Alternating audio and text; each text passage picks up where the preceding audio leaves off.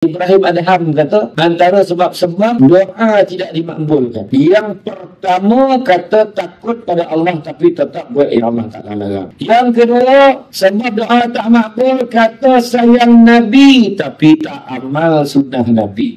Minum air masak ni pun sunnah Nabi.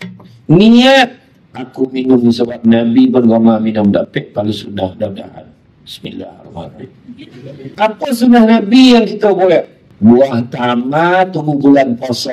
Buah tamar dah tak? Bulan puasa banyak lah cik rumah ni. Tak sogan dia mengaku macam tu dah.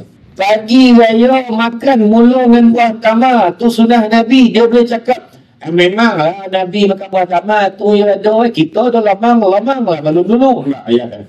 Kurang ajar betul tak? Bukan payah mana makan buah tamar tu. Makanlah buah tamar. Mula lah bulan puasa, mula lah dia berbisik. Besar daya.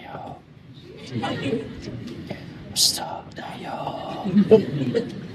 Habis bulan puasa, buah tamar, kotak, usuk-usuk hilang. Rumah orang Islam ni 2 bondo memang kan ada. Nabi kat rumah dia 2 bondo memang ada. Pertama buah tamar, kedua madu. Faham, Muhammad? Baguslah kalau faham. Jam tu cara golak mana doreh dia faham. Pertama buah tamar, kedua madu. Enggak, madu. Madu lebah. Nampak tak? Logo dah. Cakap dia torang. Apa marah mana? Bono baik tu tak?